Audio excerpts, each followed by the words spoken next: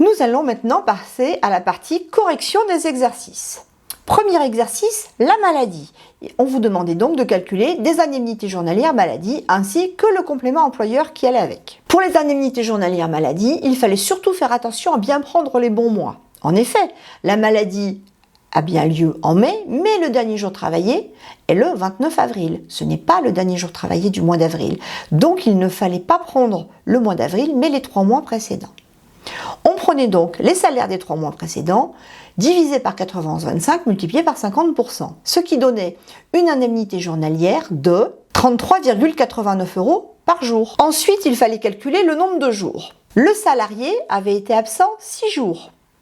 Toutefois, il ne faut pas oublier qu'il y a 3 jours de carence puisque c'est de la maladie. Il y aura donc 3 jours d'indemnité journalière, ce qui va faire en total 101,67 €. Ensuite, on vous demandait de calculer le complément de salaire, sachant que le complément de salaire était calculé sur la moyenne des 3 derniers mois. La méthode la plus courante pour calculer la moyenne, on divise par 30 et on divise par 3 mois. Il fallait donc prendre les salaires toujours de janvier, février, mars, divisé par 30, divisé par 3. Ce qui donnait une moyenne de 68,71 € par jour. Comme l'employeur ne maintient qu'à 80%, il fallait donc multiplier ce montant par 80% et lui ôter l'indemnité journalière perçue par le salarié, c'est-à-dire 68,71 € multiplié par 80% moins 33,89 € d'indemnité journalière, ce qui donc fait un complément jour de 21,08.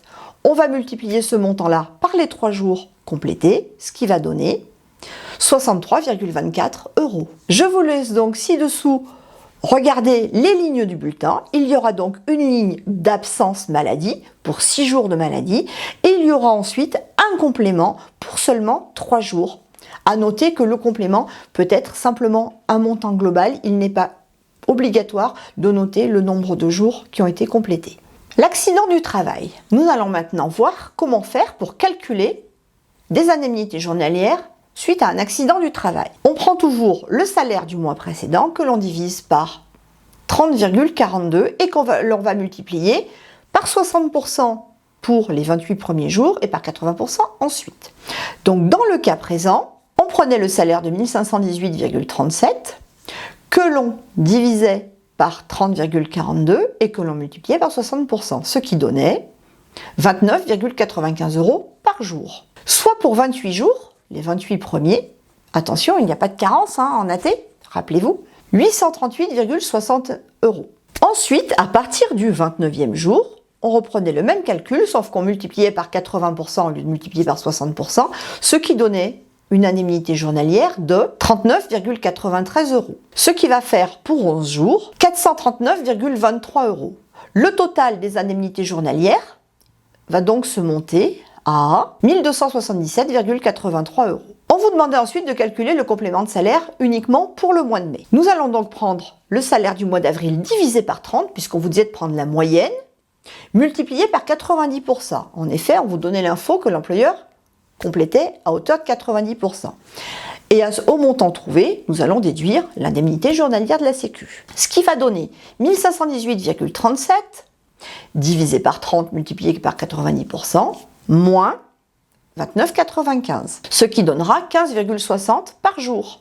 Donc, pour les 28 jours, 436,80. Je vous laisse prendre connaissance des lignes du bulletin. Comme dans le cas précédent, il va donc y avoir une ligne d'absence de 28 jours pour le mois de mai, pour un montant de 1354,84 et ensuite un complément employeur, toujours pour 28 jours, de 436,80.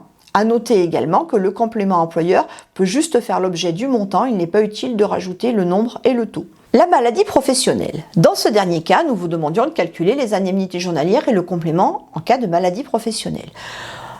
Les indemnités journalières se calculent comme pour l'accident du travail, c'est-à-dire le salaire du mois précédent divisé par 30,42 multiplié par 60% les 28 premiers jours, 80% ensuite.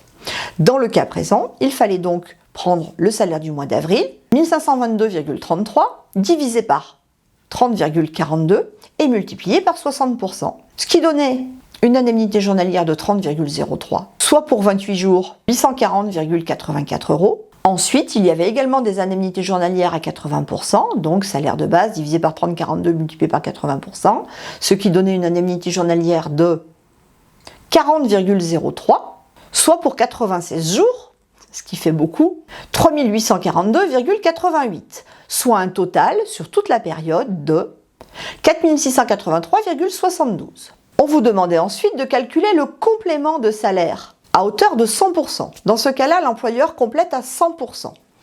On prenait donc le salaire du mois précédent, qu'on divisait par 30, tout simplement, multiplié par 100%, et on enlevait les indemnités journalières jour. Ce qui donne 1522,33 divisé par 30 moins 30,03, soit 20,71 par jour.